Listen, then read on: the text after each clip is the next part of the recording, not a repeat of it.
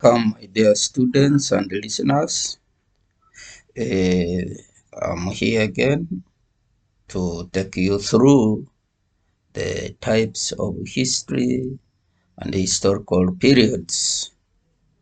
As we learned last time, the definition of history, how to understand history, the sources of history.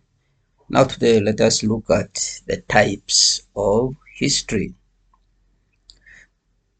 As we learned that history is a complex field of studies and it also has a multiplicity of types. It is primarily categorized by themes which focus on specific aspects of human life, such as politics, culture, economics, social structures, and so on. And these are related to what we talked about in the definition of history.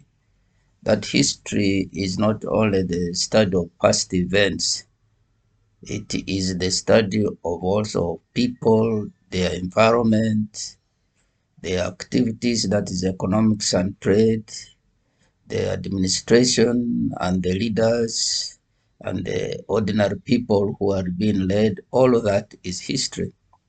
So it is also divided into periods which are covered in this very discussion that we are going to do. So what are the types of history? The first is what we call political history. What is political history? This is the study of governments, political leaders, policies, and the development of the political systems. So political history studies the organization of power in society, and it also examines how power structures arise, develop, interact, and also fall. So, in society, leaders, there is that saying that leaders come, leaders go, and powerful societies come and they also go. Since the history of human existence, there are empires, kingdoms, powerful ones that arose and they are nowhere. We also have these ones today. They are powers that seem to be strong, but their period of fall is coming. So that is studied in political history. It also explores how a state is organized internally, that is, the factions, the parties, the leaders, and other political institutions. Political history also examines how states interact with one another and which policies are implemented in such a state. It has been studied by historians for a long time. So when we talk of political history, then that's what you should keep in mind. And it's very important for us historians, especially the students, as we move towards a more sophisticated society, a technologically advanced society. You, in your state, in your society, you must know this. If you do not know this one, then you are prone to exploitation, dominance. So people who study political history, they see ahead. Remember, we said history helps us to really examine the present and plan for the future. So in your country, if you are not doing that, unfortunately for us Africans, most of our leaders, they rise up, history is useless. History is useless. Be careful. So you have got to know something about the significance of history from that. Another type of history is called diplomatic history. So what is diplomatic history? This is the study of international relations between states. It examines areas like foreign policies, where topics like negotiation, strategic considerations, treaties, conflicts between nations, and the role of international organizations like United Nations are assessed. So if history is useless, then how are you going to do your diplomacy?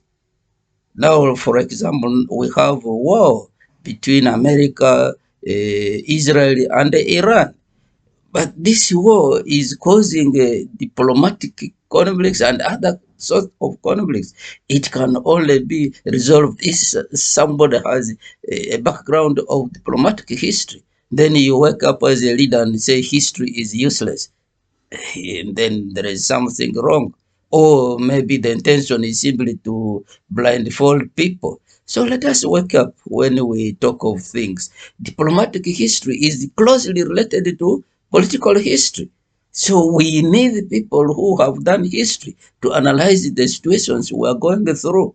And it is you who is listening to me, who is attending this lesson, to take this matter, to study and see how you can plan for your country.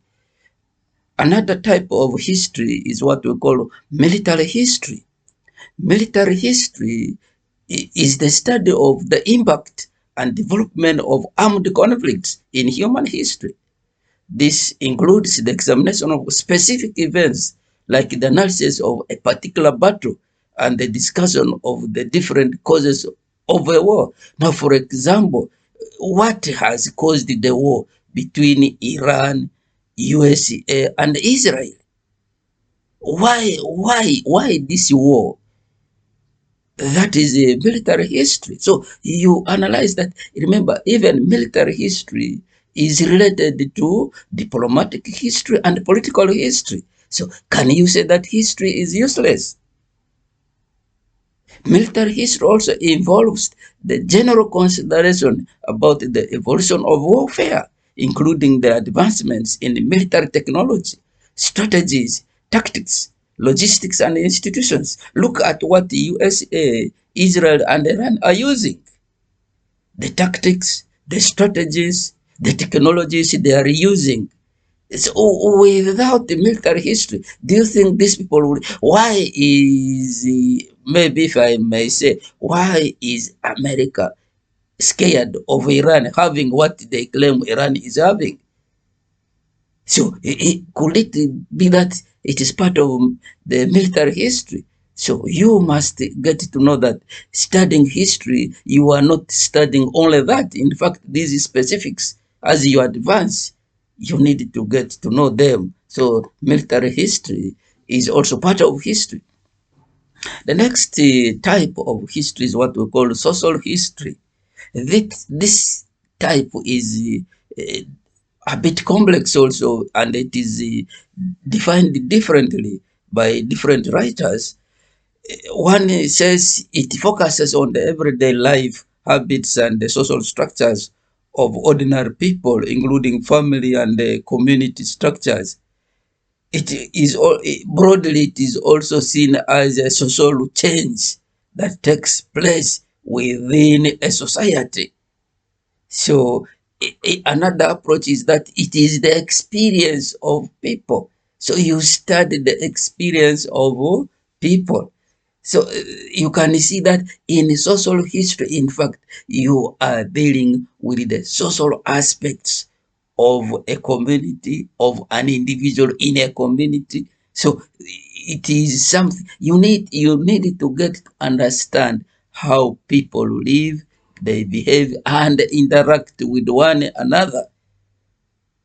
So I hope you have got that aspect of social history.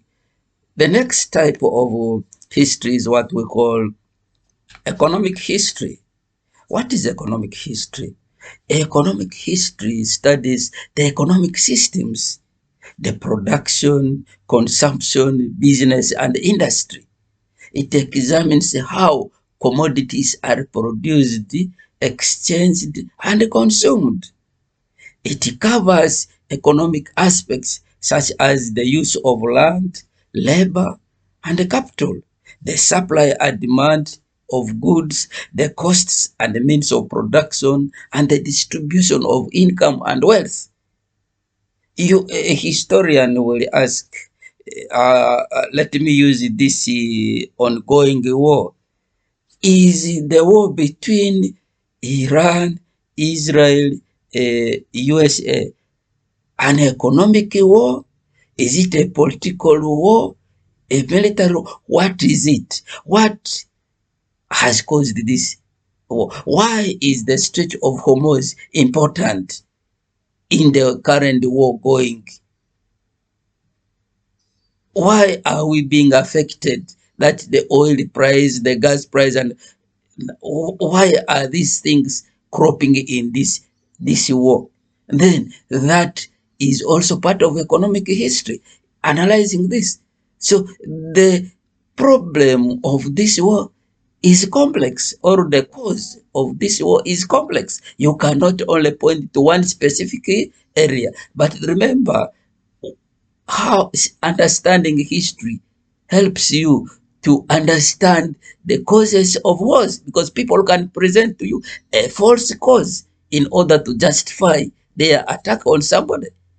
So if this is the thing, what do historians do in economic history? They generally focus on the trends of things. For example, inflation. What brings about inflation? A economic historian will look at this kind of things and the decisions that are being made. Then another main type of history is what we call intellectual history. What is intellectual history? This is the history of ideas, and it studies how concepts, philosophies, and ideologies are developed, how they evolve. So it is particularly interested in academic fields, but it is not limited to that area. It also studies the beliefs and the prejudice or discrimination of ordinary people.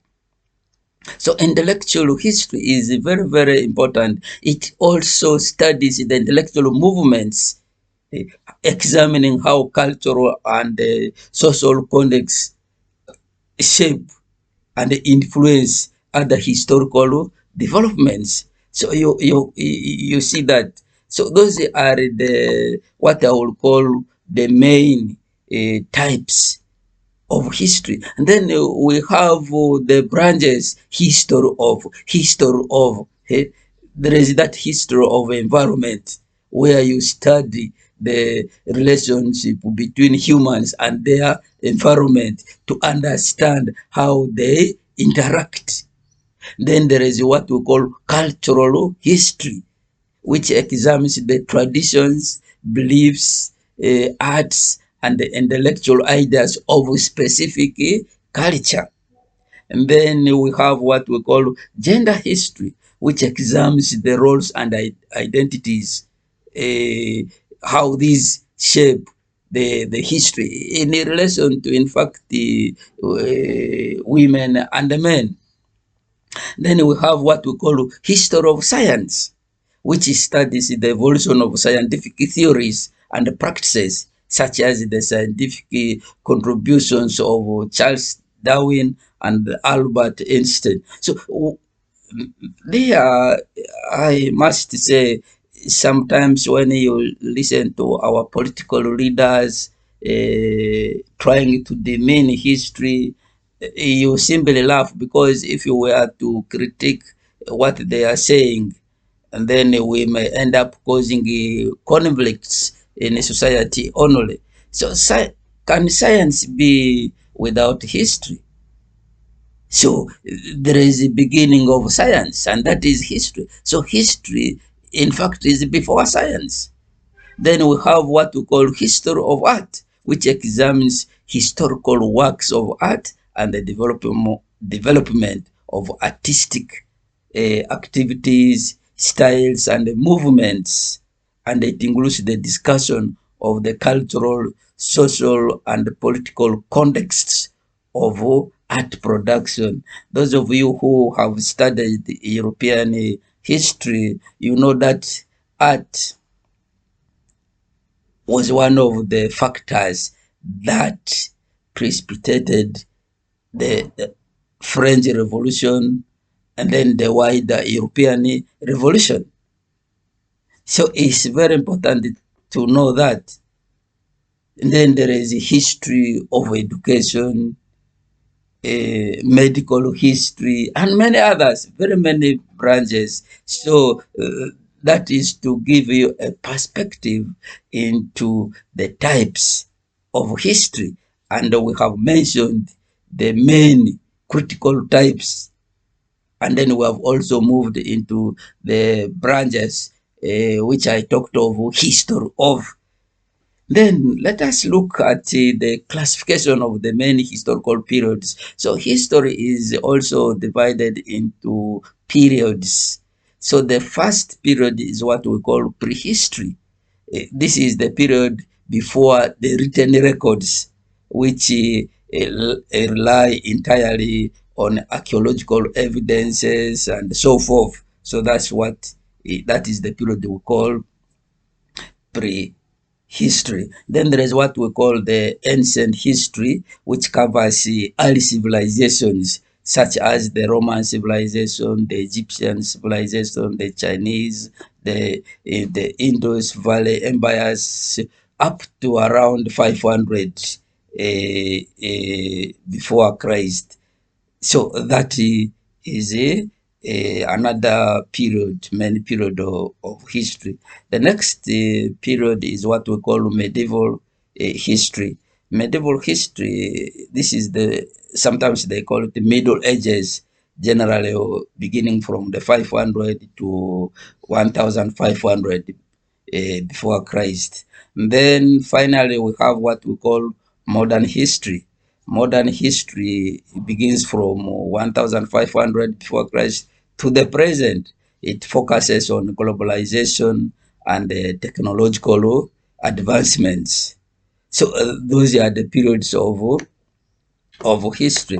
Then after that, possibly we shall also look now at the what we call the global conflicts and wars, how these play in the global conflicts and wars. Before we exit, I want to give you questions for discussion. The first one is discuss the various main types of history known to you. Number two says, how is political and diplomatic history being affected by the current events in the world? I repeat that. How is political and diplomatic history being affected by the current events in the world? Number three, international organizations are more of conduits for exploitation of poorly managed societies by organized societies. Discuss. I repeat that. International organizations are more of conduits for exploitation of poorly managed societies by organized societies. Discuss. Number four, how does history contribute to international wars as well as peace? I repeat that. How does history contribute to international wars as well as peace? Number five, why are many nations trying to erase the historical evidence of their destructive slave trade undertaken in Africa? I repeat that. Why are many nations trying to erase the historical evidence of their destructive slave trade undertaken in Africa? Number six, historically, the Western Christian Church cannot escape the demand for reparation to Africa for the evils it levied on Africans. How true is this view? I repeat, historically, the Western Christian Church cannot escape the demand for reparation to Africa for the evils it levied on Africans. How true is this view? With that, I wish you the best of your life and your studies. As I usually say, I encourage you to read more, to research, so that you find for yourself whether what I'm saying has some serious sense for you. You also empower yourself intellectually, and you live better life, and be somebody who can help your society. God bless you.